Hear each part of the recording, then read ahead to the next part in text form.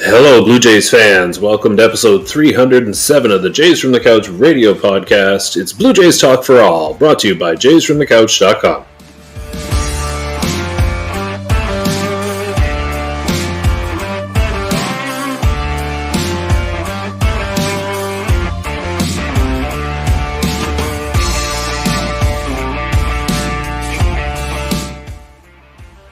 Hello, Blue Jays fans, and welcome to episode 307 of the Jays from the Couch radio podcast. We're so happy you're tuned in for another week. Over 300 of them now. Thank you so much for listening, for subscribing, and joining us every week. Whether you're joining us on YouTube, Facebook, or Twitter, you're joining the live conversation there, sending in your questions and commentary along with ours at the same time. Simulcast, if you will. I think that's the term. Anyway, we really appreciate it. Keep them coming. Tell your friends. Have a watch party. Go ahead. Bring everybody out and join our show. And of course, if you're not available during the live broadcast Mondays at 6 p.m. Eastern Time, it's okay. Don't worry. The audio version will be available for you everywhere. Apple, Google, iHeartRadio, wherever you find podcasts, it will be available immediately after this show. Hello, Blue Jays fans. I'm your host, as always, Shaun Doyle. You can follow me on Twitter at JFtC. We've got a great episode for you again this week.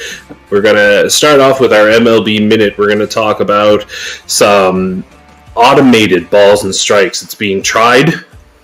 There are early returns, so we'll dive into those. Excuse me. As well, we're going to dive into the recent play of the Toronto Blue Jays, how they handled the Yankees, and where they'll end up when the season ends. And of course, we'll also wrap things up with our fake news segment, which is always just plain old-fashioned good fun. And now, I would be remiss if I did not, at this time, bring in my co-hosts for this Blue Jays adventure, this weekly Blue Jays adventure. First of all, host of the On Feck Circle, Tuesdays at 6 p.m. Eastern Time. It's the Feckless Wonder himself, Steve Feck. Good evening to you. Good evening, Sean. Hey, I want to verify something. This day in baseball history, Juan Marichal hit John Roseborough with a bat. I just want to make sure that Karen did not bring a bat to the studio. Well, who knows? She may have brought a virtual bat, in which case you may be in trouble there, big guy. No promises. We'll find out right now. Host of Sunny Side of the Dome, Thursday, 6 p.m. Eastern Time, Karen Suter. Good evening. Good evening, Sean. Good evening, Steve. And a friendly reminder that for the next 3 weeks, starting this week, it won't be Thursday, it'll be Wednesday. So absolutely. I was going to get into that. There's a couple of things we were going to mention here. First of all, for the next 3 weeks, as Karen mentioned, Sunny Side of the Dome will be on Wednesday, 6 p.m. Eastern Time. So make sure you make that little programming note, put it in your phone, set a little reminder so that you can catch Karen's show live. As well, coming up, there's a big thing. Between Karen and Steve. They're meeting up in Pittsburgh. It's like Holyfield and Tyson. Somebody's losing an ear, I think. No, I kid, of course. But Karen's heading down to Pittsburgh. Steve's going to show her the town. And then I believe there's some kind of podcasting adventure collaboration happening as well. Steve, is that right? That's correct. DK Sports, which is probably the premier Pittsburgh-based podcast service. There's a terrific Pirates podcast called Pirates Fan Forum, and they've invited Gary and Jim have invited Karen and I on the podcast, and you as well. You're going to be virtual, but we'll be in their brand new spanking studios just across the street from PNC Park.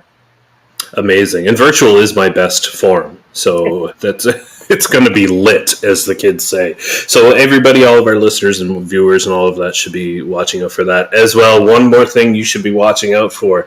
You've heard us a lot over the years talk about Jays from the Couch's efforts to fight ALS. You know that we've set up a charitable donations page where you can just donate money to the ALS Society of Canada. As well, we have merchandise available. Jays from the Couch merchandise. We've got mugs, we've got shirts, water bottles, whatever. However, we have now branched out on a Redbubble shop. Visitors to our shop will notice, first of all, Karen is sporting a brand new Sunny Side of the Dome t-shirt, which is available at our Redbubble shop. And of course, the On-Fex Circle. Steve's not wearing his. It's in the wash. He's worn it out so much already. But make sure that you head to our Redbubble shops, pick up Sunny Side of the Dome merchandise, the On-Fex Circle, and of course, Jays from the Couch and Jays from the Couch Radio. And 100% of the profits will go directly to the ALS Society of Canada so they can continue doing their good work and one day make this disease a thing of the past. So, let's get into it. We've got a lot to talk about, starting with our MLB Minute. And again, if you're new to the show, first of all, welcome. Thanks for joining us. But weekly, Steve will put up an MLB Minute piece where he takes a look around baseball, ties in some Blue Jays stuff to it, and just what's going on beyond the Sky Dome. And he does a great job. And this week, it's actually coming up tomorrow. So we're switching it on you a little bit. And this podcast here will be a little bit of a preview for that. And one of the things we wanted to talk about was, some changes that are being made to the game of baseball. You've got the bases getting bigger, not on their own, obviously. They're being made that way, guys. Come on. And a whole bunch of different things, how much time a pitcher takes between batters, and it varies if there's a man on base or if there isn't, and all of that stuff. But one of the more, I think, captivating items from all of these changes is the automated balls and strikes. And we saw it tested out in a minor league game, and I have to say it was pretty quick. Within 10 seconds, they had challenged the strike call, or I think it was a ball that turned into a strike, or the other way around. It can only go one of two ways. So anyway, but within 10 seconds it was challenged, and the result was in, and it didn't slow the game down at all. So I thought what we would do today is we would each spend our 1 minute. We'll go around the horn and we'll discuss the changes to Major League Baseball, but in particular the balls and strikes, because I think that's the one that that is going to come up most often. Let's be real. It's coming up, and then I'll save it for my 1 minute. But oh man, CB Buckner, I hope you're listening. Anyway, we'll go around the horn here, and each of you gets 1 minute to discuss, automated balls and strikes. Steve, we'll start with you. Thank you, Shaun. The most intriguing part about this new ABS system that they used, it's only in place in certain stadiums. It was in place in Charlotte where they had the game, is that players, only either a batter, a pitcher, or a catcher, nobody else, not managers, not coaches, can issue a challenge. They get 3 challenges a game. If they're successful, they keep their challenge. If not, they lose it. And you can really strategically decide which ones. You may not want a first pitch challenge, but you might want a 1-1 count or a 2-1 count, because it really changes the dynamic. Is the pitcher in charge? Is the batter in charge of the situation? The other nice thing is that the zone is actually truly in the middle of the plate. When you watch on TV, the strike zone you see is actually in front of the plate. So pitchers with late moving curveballs or sliders get screwed on the TV version. So this new version, I think, will help really determine is a pitch a ball or strike. I was wondering how you were going to finish that sentence. Well, I had to clean it up because that wasn't the original thought that I had in my head, but it is. I'm sure. Yeah, it is a family show. All right, Karen, you get 1 minute to discuss automated balls and strikes. Right. So this all sounds very interesting. I'll be honest. This is something, excuse me, that I myself have wanted for years and years and years. They've got the technology to get it right.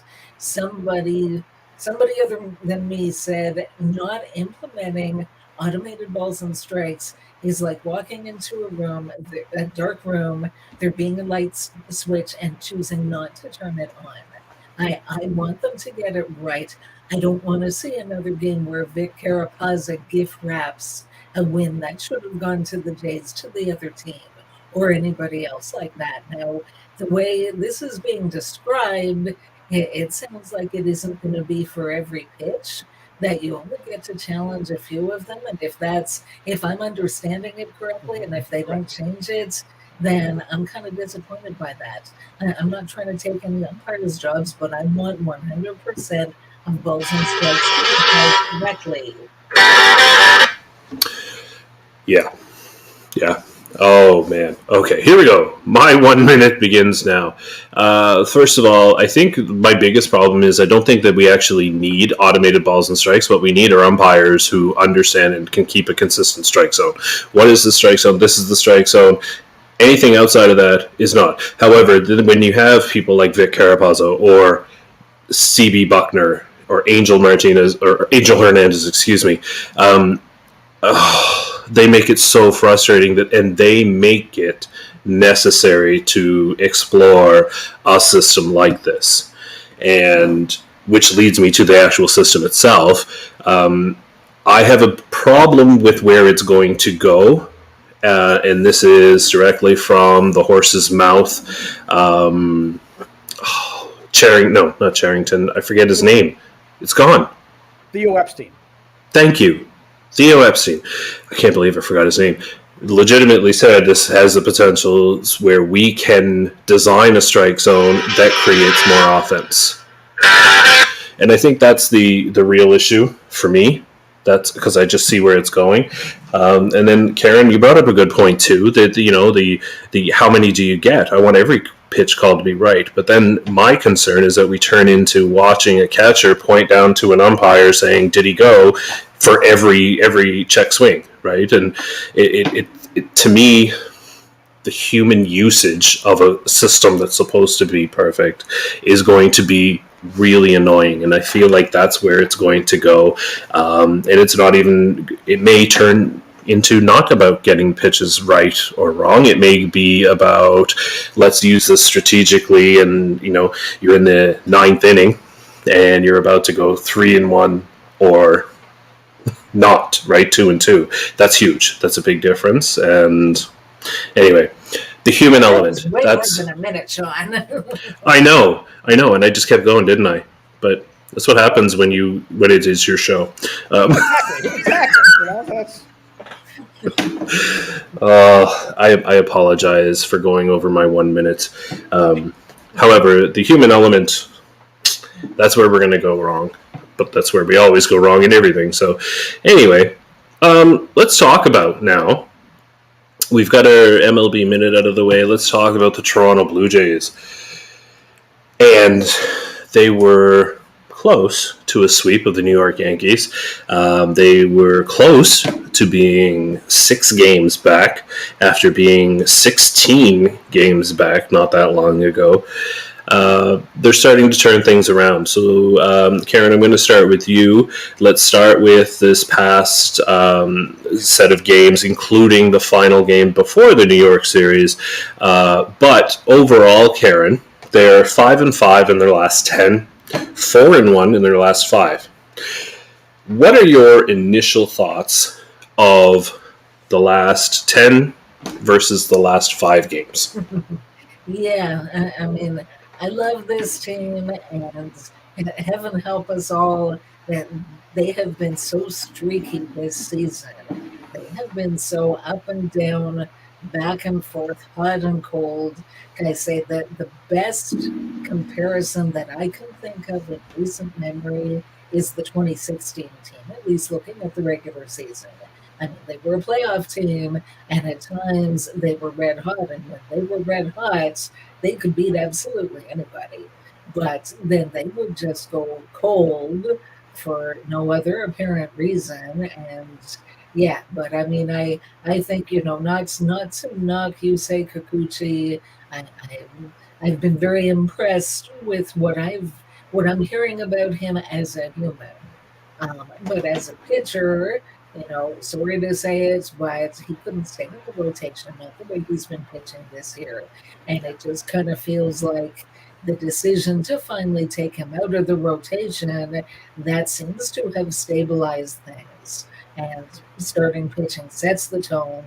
And I mean, knock on wood, I kind of feel like maybe this is the time where they'll finally put it all together. I mean, it kind of surprised me for Kevin Gosman, of all things, to come out and say, well, up until recently, we haven't been pitching with a sense of urgency. Are you kidding me? I mean, it's the middle of August. This is a team that supposedly has championship aspirations. What do you mean the urgency hasn't been there? But if it wasn't before and it is now, then okay, flip the switch and let's see the best that you've got. Awesome. I missed him saying that, and I'm so glad, because I would be down one television set, I think. Yeah. If you had been, you would have a 6-game lead or an 8-game lead in the division instead of the other way around. Yeah. But anyway, so Steve, Gaussman's foot in his mouth aside, the last 10 games, last 5 games, your initial kind of takeaways from those. Well, as you and Karen know, I do teach and work with people as far as mindfulness and staying in the moment. Given where the Blue Jays were coming out of the break, you really do need to take it one series at a time. I don't want to break it down yet one game at a time. I think that's more September. But you need to break it down one series at a time. They did an amazing job shutting down the Yankees. They had answers just for almost every situation against the Yankees. So that is good. And you need to have that as a reinforcement. And I'm sure that John Schneider and Casey Candell and the coaching staff are like, hey, look what you guys did. And reinforce the positive so when you go into your next game, that positive thing's in mind. I can't help but having my mind drift a little bit toward some other statistical realities that maybe we might get into here in a little bit. But I think, the fact that they handled the Yankees in the efficient way that they did, I think that's a very good sign going into the next series, and then the next series, and then the next series. And you need to build upon that, and you need to improve upon where they were April, May, June, July, and the beginning of August. Yeah, I think the one thing that stands out to me is how handily they managed that 4-game series. Go ahead, Karen. Yeah, sorry, I didn't want to cut in, but just to circle back, even though yesterday was a loss, I was so impressed with the in-game strategy that inning where you've got Espinal, and then they go to pinch hit Biggio for Espinal, and then Boone brings in the left-handed pitcher, and I thought, man, what the heck was that? That just kind of backfired. And then, like, at the last second, it occurred to me, can Springer pinch hits? And then in he comes, gets the hit, gets on base, and then they send Tapia in to run because he was going to come in defensively anyway. Like, that's it, even though it worked to a point. It didn't work maybe as well as it could have, but that's like, I love seeing managerial moves that make sense to me, not just sitting back but trying to make things happen. And I like Schneider. I really do. Yeah, and I tweeted this a few days ago, but he's going to get a 2-year deal easily. That's my prediction at the end of the year. He'll get 2 years and No, never mind. I was going to go even further with that prediction and say that he'll have a championship in those 2 years. That's just getting carried away. Although I think he's got a shot. But anyway, so let's get kind of a little bit more into it. The first thing I wanted to talk about, and Karen, I think you hit on it, was the bench pieces that these Blue Jays. I wrote the other day that they're trying. They have a never-ending search for mediocre bench pieces, and it was. I think it was the rumor, or the not rumor, I guess, the news that the Blue Jays were interested in Billy Hamilton that kind of put me over the edge. However, Shai Davidi, who is far smarter than I am, he wrote. I believe that was today. He wrote that the bench pieces are exactly what are helping the Blue Jays now, right? That they're bringing in, and you hit it right on the head, Karen, when you described the situation, what the tools that John Schneider has now are far different. Like, think back at even the beginning of the year, and Shai, he mentioned some of the names that they had on their bench, the Breivik Valeras and the Catos, and like that. Just, it's a long list of. So the bench does look better, and so guys like Jackie Bradley Jr. with his 2-run double, hats off to them. They've done a good job, and if you're going to win against good teams, you do need to have those, because you can't have all the, you're not going to have 25 stars sitting on your bench, obviously. So that's the first thing. What's that? Not unless you're the Dodgers. Right, but if you're the Dodgers, then you're playing 36 games against teams like Arizona and Colorado. So, anyway. That's another story. We'll get into it another time. But I do want to talk about, though, those bullpen pieces. Jackie Bradley Jr., Whit Merrifield with his insane home run that just kind of refused to be a home run. Wait, I was hit by Whit Merrifield. No, I'm not. Okay, I guess I am a home run. Anyway, things like that, right? That, it's how guys like David Freese become folk heroes, because all you need is a moment where you're a supporting player and you come in big moments, right? So, Karen, I'll start with you. Let's just talk about those bench pieces. You've got Merrifield, you've got Jackie Bradley Jr., you've got Tapia. Overall, is this a supporting cast, Karen, in your mind, that could help them go deep into a postseason run? Yeah, it's possible.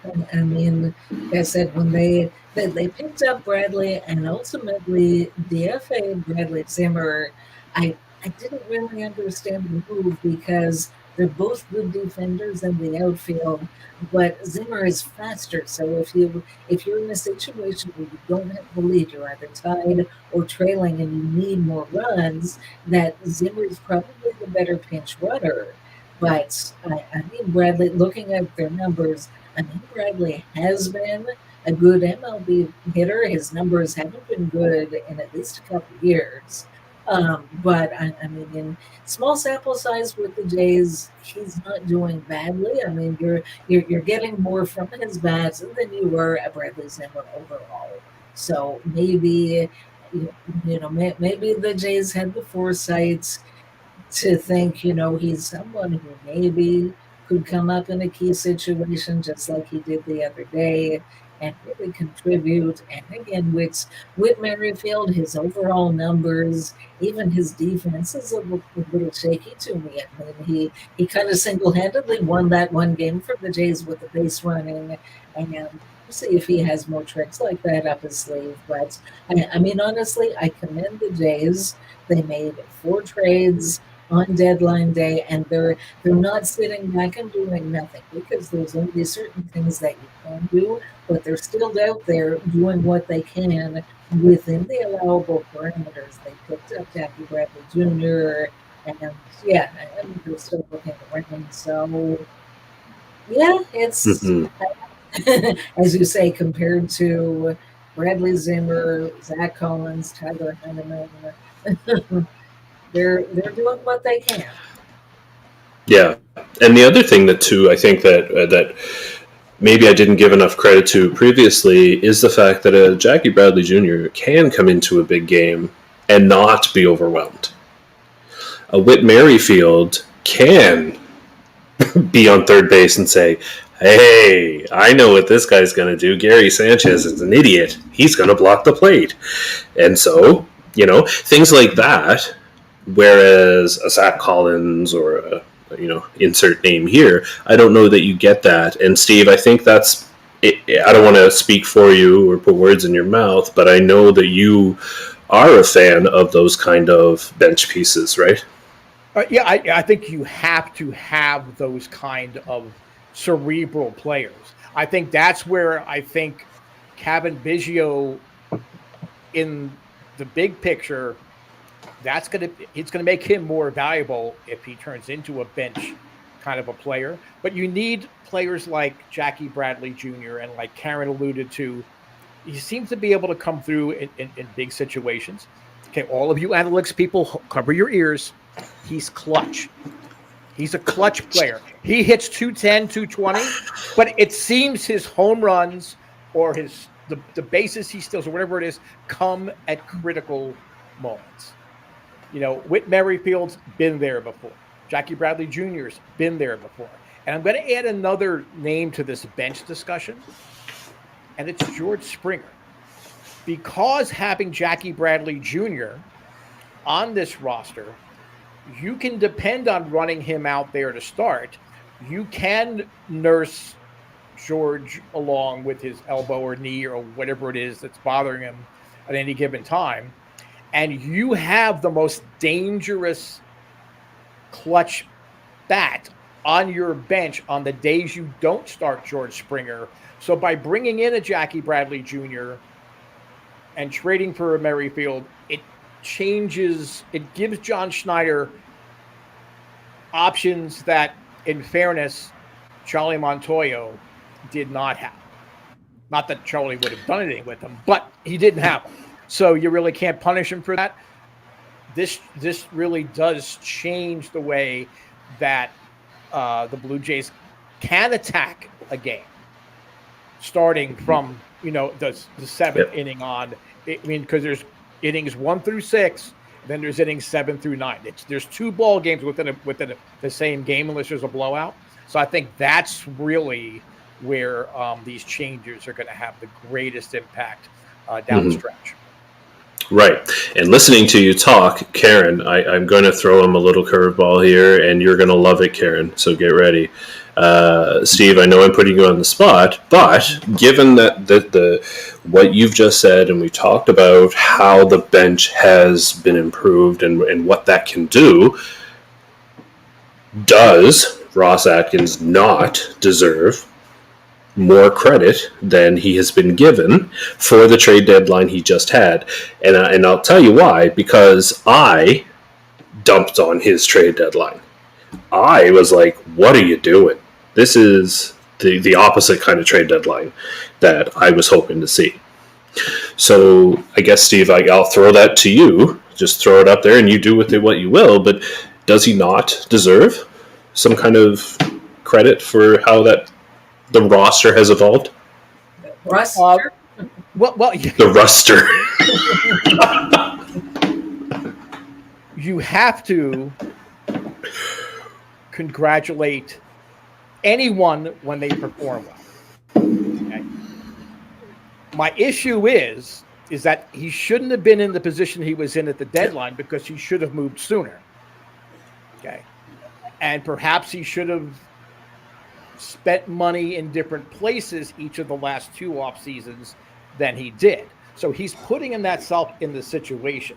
So if somebody falls asleep on the couch with a cigarette in his mouth and catches the house on fire, the fact that he then rescues his cat and his family from the fire, okay, that's great, but he caused the fire. So I don't want to get too crazy about giving Ross Atkins, oh my God, he's GM of the year now all of a sudden because he's going through the scrap heap and get lucky. Sorry, you're not going to hook me on that one.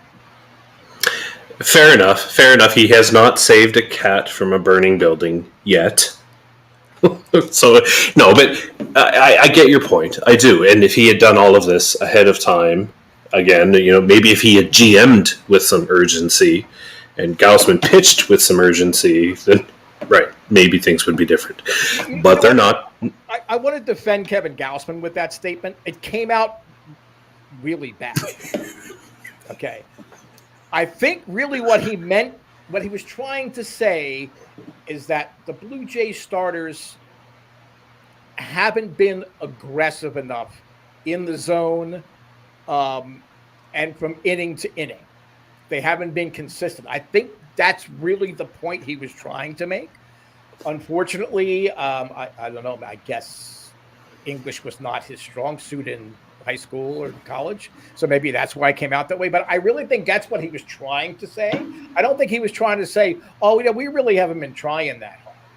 Mm-hmm. Okay. Yeah. I mean, there'd be a commissioner investigation if that's what he was trying to say. I really think that he was trying to say, hey, look, we as a staff haven't been consistent and we haven't been the best versions of ourselves because we've sort of just kind of like coasted on our stuff. I think that's really what he was trying to say. Right. And I don't know if there would be an investigation from the commissioner's office, but there would definitely be a memo. There's another one. He's like that scene. Some memos. That's true. Yes. It's the scene for dating myself a little bit, but in History of the World, where Mel Brooks is playing the King Louis, and he's trying to find a pardon for this woman's dad, and he goes through the desk and he's like, execution. That's Manfred's desk. It's memo. Anyway, so if you're too young for that reference, I don't know what to tell you. Maybe go watch a film. Yeah, it's on Netflix, I'm pretty sure. Go and watch it now. Yep. One of the most underrated movies of all time. And I got to tell you, it's my son, he's 16, and it's one of his favorites of all time. I don't know what we've done as parents, but anyway. One thing I do want to talk to before we leave the Yankees is the whole Garrett Cole, Alek Manoah thing. Alek Manoah plunks Aaron Judge completely by mistake. I mean, first of all, Alek Manoah lives on the inside. And he wasn't as sharp as we have seen him, which we'll talk about here in a bit, but it was an accident. Aaron Judge had something to say. He wasn't happy about it, but I don't want to be hit by a 90-mile-an-hour fastball from Alek Manoah either. So, he said something, but Garrett Cole comes out of the dugout and is screaming and going on and all of this stuff, and for no reason. Zero. Absolutely no reason. Manoah went right over to Aaron Judge and they talked about it and they were fine. But Garrett Cole, he was angry. So, Karen, I'm going to start. I'm going to start with you with regard to this whole Garrett Cole, Alek Manoah thing, because I personally think Alek Manoah had the best final word, and nobody ever needs to say another thing. If Garrett Cole wants to do something, maybe he can go a little further than the Audi sign on the grass. But Karen, yes, a heated series. Yes, the Yankees are playing so poorly. But wrong moment, wrong situation for Garrett Cole to try and rally the troops. Am I wrong? No, not at all. I mean, oh my goodness, the way he went about that and taking issue with Manoah hitting Judge, which 1,000% was not intentional. When you look at the situation, it's a one-run game. You've already got one runner on base. It was, I think, a 1-2 count on Judge. So you're not trying to put him on base. You're trying to get him out. And yeah, I mean, again, for him to take issue, and as several of the people that I follow on Twitter pointed out, okay, so then the Blue Jays dugout should have reacted the same way the day before when he beat Matt Chapman. Like, you're not immune to getting batters yourself there, buddy. So when you're perfect, then you can go around criticizing others. I mean, I really like Alek Manoah. I've been saying since last year, I understand that part of his game as a pitcher is to pitch inside. I wish, and I don't know if this will ever happen, but I wish there were a way that he could get a little bit better control whereby he could pitch inside without hitting so many batters. Because, I mean, needless to say, they don't like it, and it's not good for his career or for the Blue Jays' efforts to win games. Well, but yeah, Right. Cole, to me, that just really came out of left field. Yeah. Yeah. It's interesting that you say those things because I actually think the opposite when it comes to Manoah. I want him to stay on the inside. I want him to continue to make, especially Yankee hitters, uncomfortable. And I don't want them leaning out over the plate and all of that fun stuff. And this whole entitled, how dare you throw a ball anywhere near me garbage. If it were me, I'd be going to Alek Manoah and I'd be saying, hey, let's go in the backfield here and we'll practice throwing inside on this cardboard cutout of Garrett Cole. But I do get what you're saying. You know, obviously there's a trick to pitching inside so that you're not just going to kill somebody. Obviously, that, you know, I get that part of it. However, Alek Manoah needs to live on the inside, Steve, and I don't know that, regardless of what Garrett Cole thinks about it, I don't know that we want to adjust anything for Alek Manoah. Absolutely not. And and Alek Manoah needs to pitch inside. And quite honestly, Karen, I want him to keep hitting people. And I'm going to bring up two very prominent names. One was a J, one was an Astro. I'm going to start with an Astro in Nolan Ryan and a Ranger and whoever else he played for. You did not dig in against Nolan Ryan. Ryan would throw at you, but quite honestly, even as great as he was, he didn't always have the best command game in, game out. And batters knew that, and they were not going to get comfortable. That was part of his mystique and his effectiveness. Dave Stieb. Now, Dave Stieb threw at you, and he made no bones about it. But because of his repertoire, even when he wasn't throwing at you, there were days where, again, like with Ryan, you cannot dig in. And I don't think Alek Manoah would change. If the front office or the manager ordered him to change, I don't think he would change. Because this is what got him from a overlooked high school kid going to West Virginia, playing in a major conference, getting better year in, year out, and really zooming through the system ahead of a lot of guys that most of us thought would be in the big leagues before he would.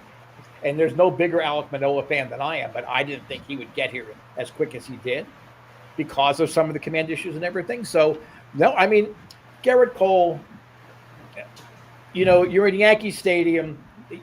You need to do that. Your team's struggling. So, okay, you do something like that. It's more effective with, I think, other players than Garrett Cole. Because Garrett Cole really should have a rattle and a pacifier in his mouth most games when he's pitching. But still, I wasn't bothered by what he did.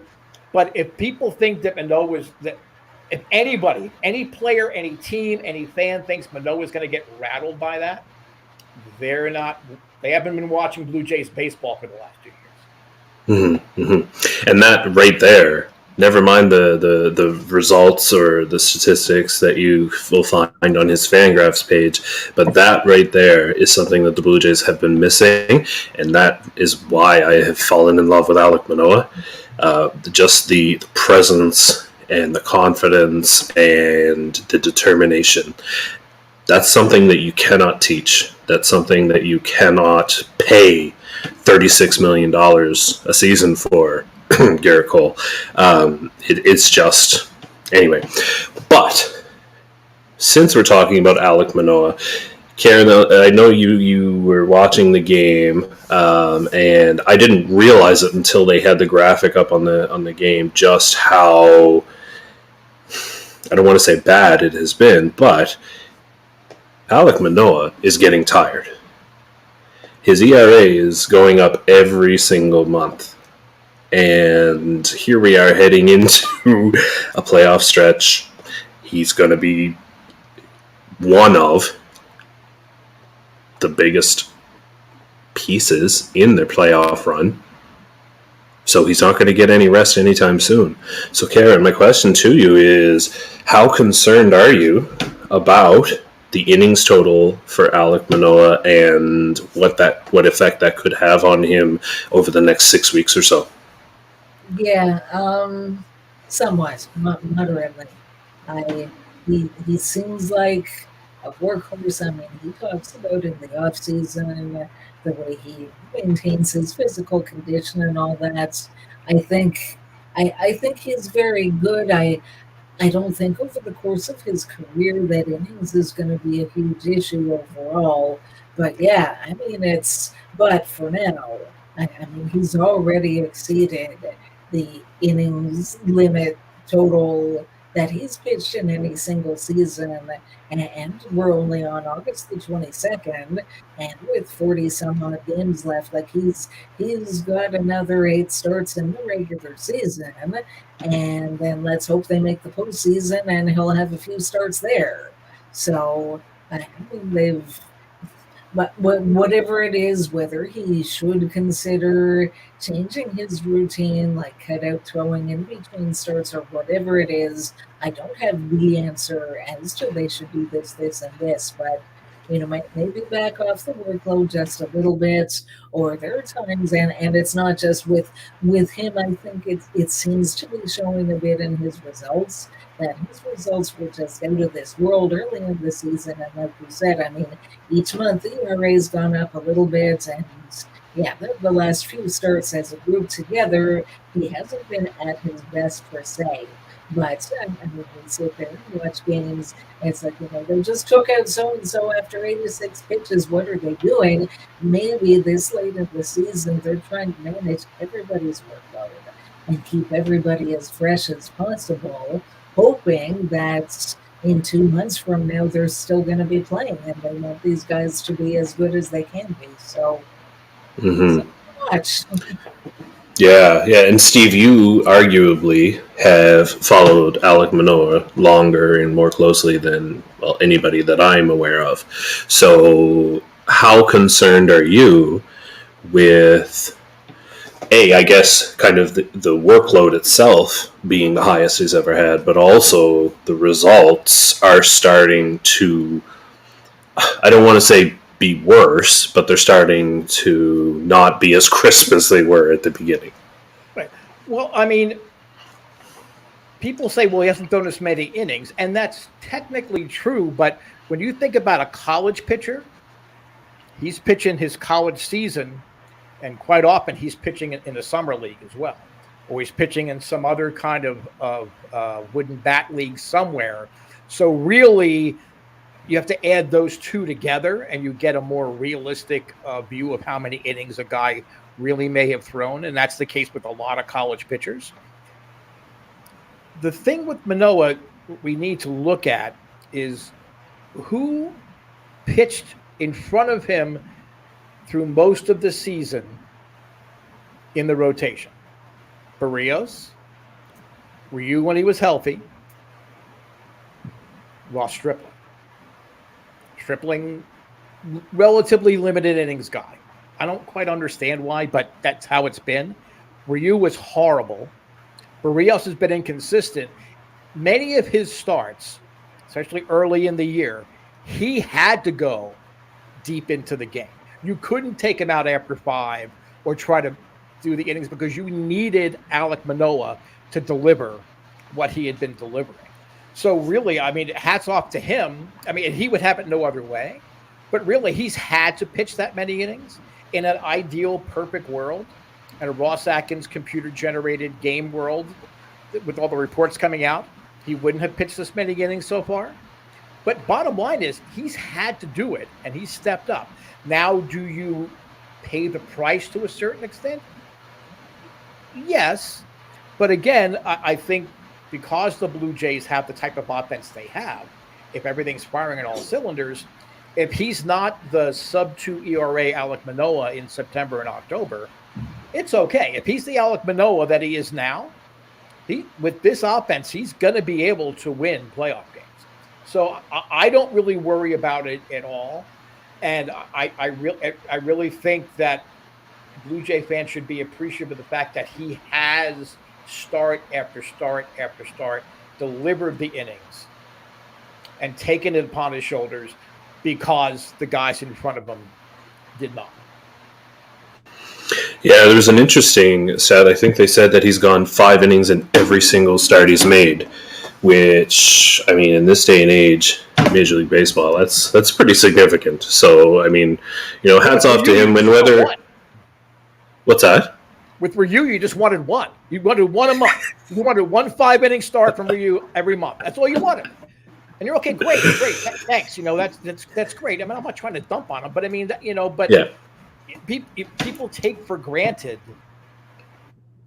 guys like Manoah. Mm-hmm. Yeah, for sure. So, with all of this being said now, where do they end up? Right now, the Toronto Blue Jays, I'll just whip through some things here. They are 8 games back of first place. They have an outside shot at winning the division. It's an outside one, but it's there. They're in the second wildcard spot, tied with Tampa Bay. They have a 91.6% chance of making the playoffs, 84.7% chance of clinching a wildcard spot, and a 6.9% chance of winning the division and 6.4% chance of winning the World Series. Now, Karen, when you look at those numbers, realistically, I guess, where do you see them ending up? Are they going to hold on to a wild card spot? Do you really think they can chase down the Yankees? Or, I guess more to the point, do you really think the Yankees are just going to continue to allow teams to catch them? Or do you think their first wild card squeaking into the wild card? How do you see this playing out over the next 6 weeks? Yeah, I mean, there's so many different possible scenarios, but I guess the way I see it is the most likely scenario, and that to me is winning the first wild card. And as opposed to last year where it all came down to the final game of the regular season, I mean, they finished their final game of the regular season still not knowing if their season was over or not, and they had to wait to see what was happening with the Yankees game and the Red Sox game. I don't think that's the way it's going to be this year. I think they're going to have, at the very least, a few days where they will have clinched the first wild card and they can sort of take their feet off the gas, so to speak, and maybe let some bench players start games, give the regulars some rest, set up their rotation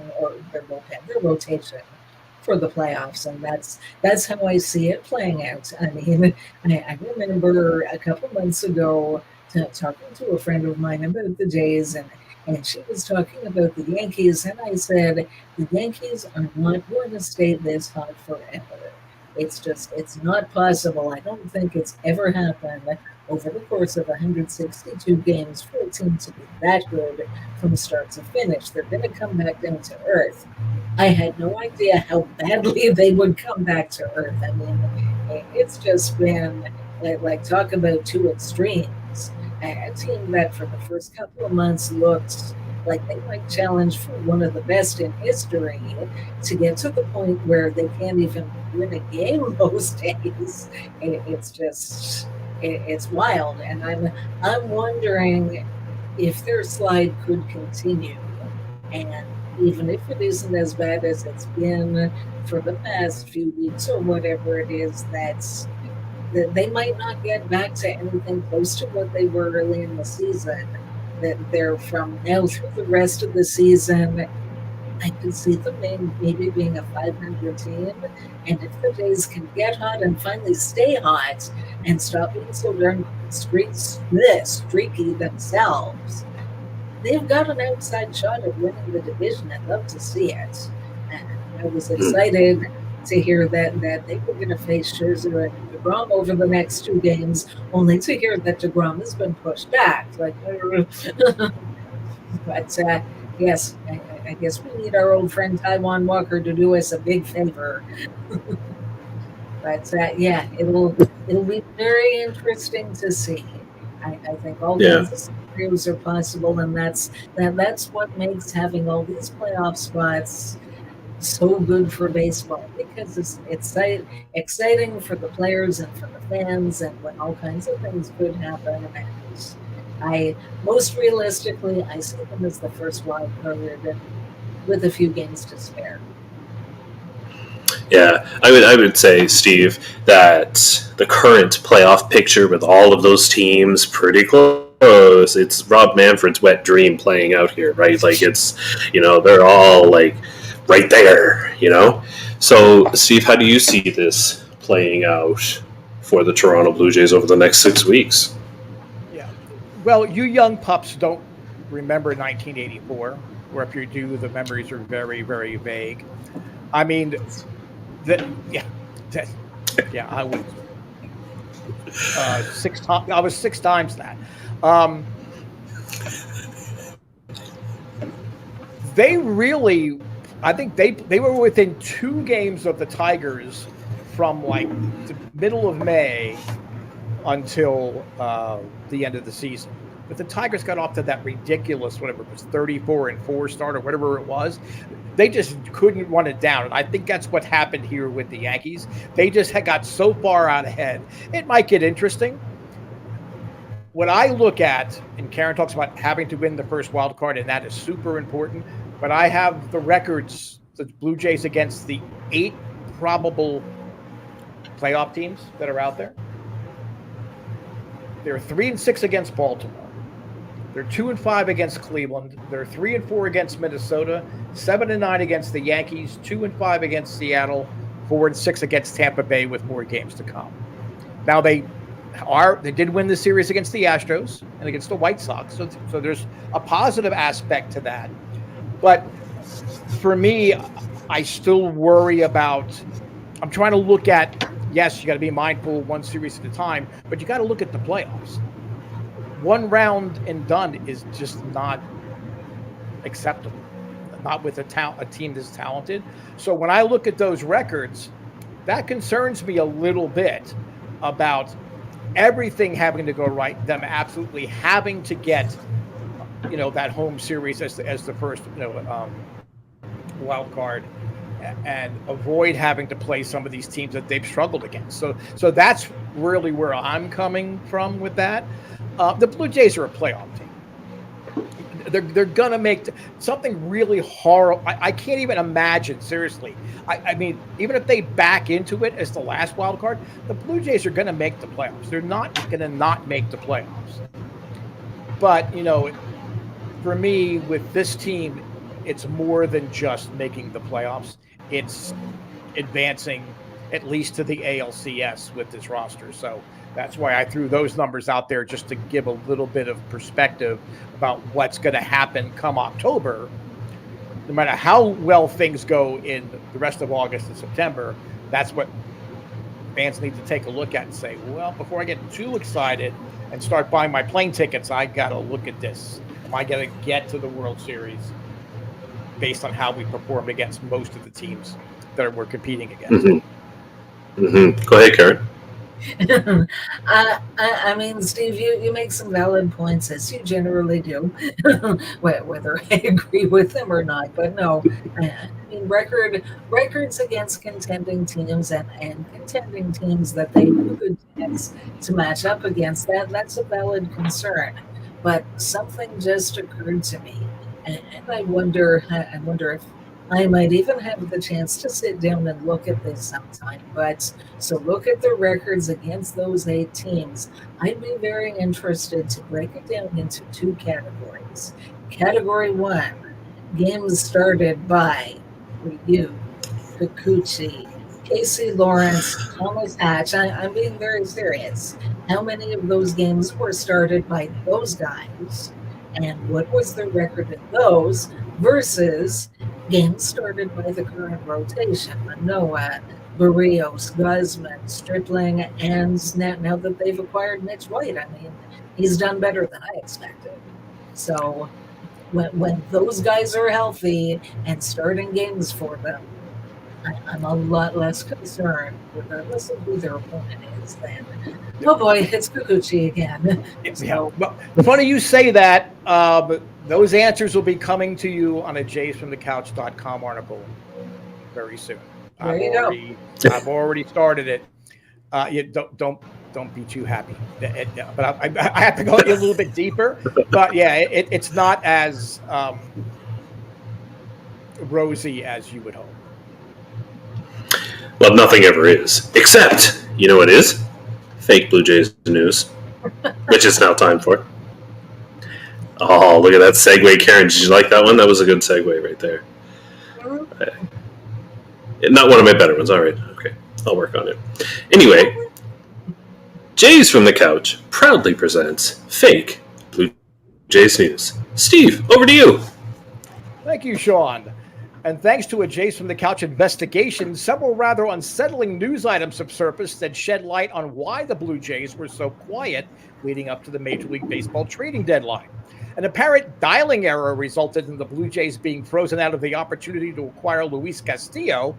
General Manager Ross Atkins had the wrong information in his contacts list for Cincinnati GM Nick Krall, and instead left multiple unreturned messages with comedian and Big Mouth creator Nick Kroll. Once Castillo was moved to the Mariners, our investigation is reporting Atkins boarded a plane to the Midwest and traveled to the Field of Dreams complex in Dyersville, Iowa. Atkins had convinced himself that if he pursued his dream while sitting in the bleachers, the pitchers and left-handed bat the Blue Jays so desperately needed would come out of the cornfield to return with him to Toronto. Now, after spending 36 hours waiting for Juan Soto, Daniel Vogelbach, Brandon Morris, Frankie Montas, David Robertson, Jake Odorizzi, and Will Smith to appear, Atkins called Mike Shapiro. He called Mark Shapiro as well as Mike Shapiro to see if he wanted to have a catch and return to the Rogers Center without adding to the Blue Jays roster. And it turns out the FBI has been serving search warrants at more Florida properties than just Mar-a-Lago. JFtC investigators obtained copies of a search warrant executed on August 4th at the Blue Jays training complex in Dunedin. Lawyers representing Jays involved in the class action suit surrounding the Jays' lack of efforts to upgrade the roster asked the Florida Circuit Court judge for the warrant, and Pinellas County Sheriff deputies searched the files, computers, and phone records of the Jays' executive offices for proof of any wrongdoing. The search turned up nothing but a Ouija board, an autographed photo of Bert Lahr as the Cowardly Lion, an annotated copy of Decision Making for Dummies, and a voicemail system full of return calls from comedian Nick Kroll advising Atkins he had been dialing the wrong number and needed to call Cincinnati GM Nick Krall. No official word yet as to possible criminal negligence charges being filed in this case. Over to you, Shaun. And I could just picture Mike Shapiro going, dude, stop calling me. The wrong number, yeah. Okay. In other fake Blue Jays news, Jays from the Couch had the opportunity to speak with New York Yankees pitcher Garrett Cole after Sunday's game. We wanted to find out what he was thinking responding how he did to Manoah clearly unintentionally hitting Aaron Judge.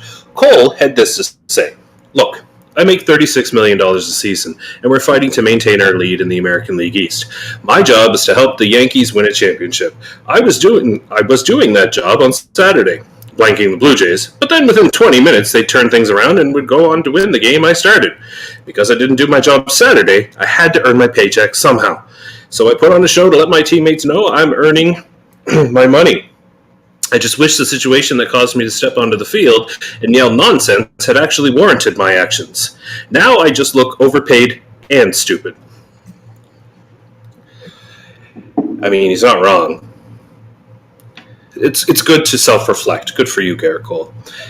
It was a sticky situation with Garrett Cole. Well done. And that has been Fake Blue Jays News. Oh, feels good to get on that.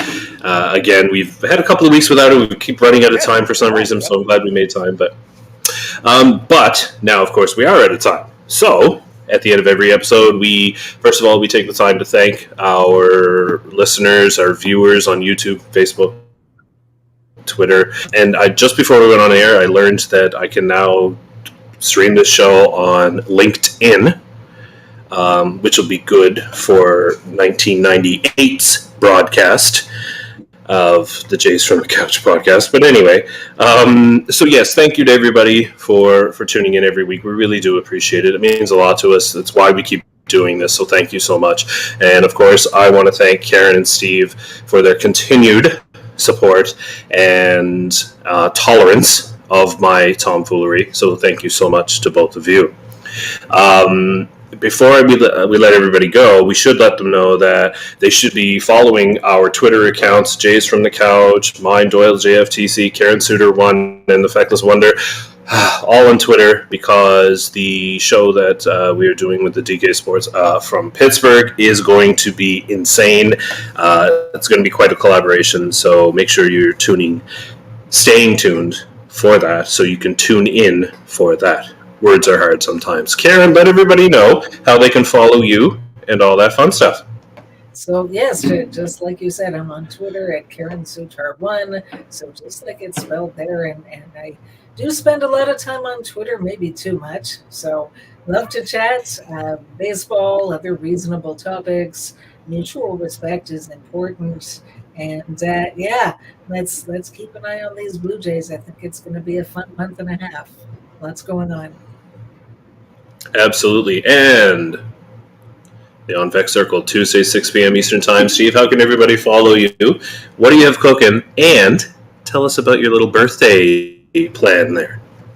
Okay, well, if you see it looking on the screen, if you're watching live on YouTube or if you're catching it in the archive, you'll see the address facebook.com/SFEC117. Please make sure you get the vowels correct. That's SFEC117. I'm an old man. I've had plenty of birthdays, so there's no need to be focused on me. What I am doing on Facebook through August 31st is I'm encouraging people to join our JFtC versus ALS birthday fundraising event. We have links there, not only where you can make a direct tax-deductible donation directly to ALS Canada. There's also the links there for the Redbubble shop, so you can pick out merchandise like Karen is wearing for Sunny Side of the Dome, for the On Vec Circle, and of course, all the great Jays from the Couch merchandise.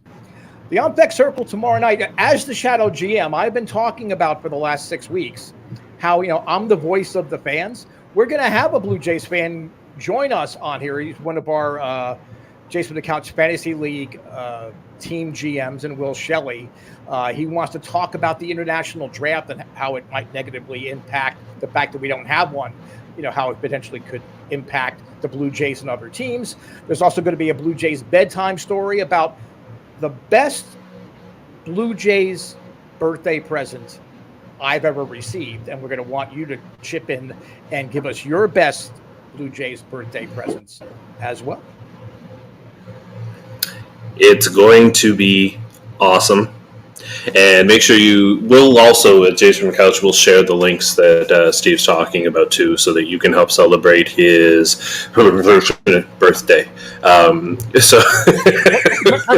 Start with a 6 and then add a 2. 26th birthday, done. All right. So I have hemorrhoids at 26. Anyway. Oh yeah. So. Oh, jeez. Okay, on that note, thank you to everybody for tuning in this week and for every week. We really do appreciate it. Make sure you head to Apple, Spotify, Stitcher, iHeartRadio, wherever you find podcasts. Give us a subscribe, a rate and review, and all that stuff as well. Go to the Jays from the Couch YouTube channel. Subscribe there and you'll get all of these shows. Notifications will come to you, and then you don't even have to mark it on your calendar. So, for Steve, for Karen, for all of us at Jays from the Couch, this is Shaun Doyle, hoping life gives you a juicy fastball down the middle and you don't miss it. Take care.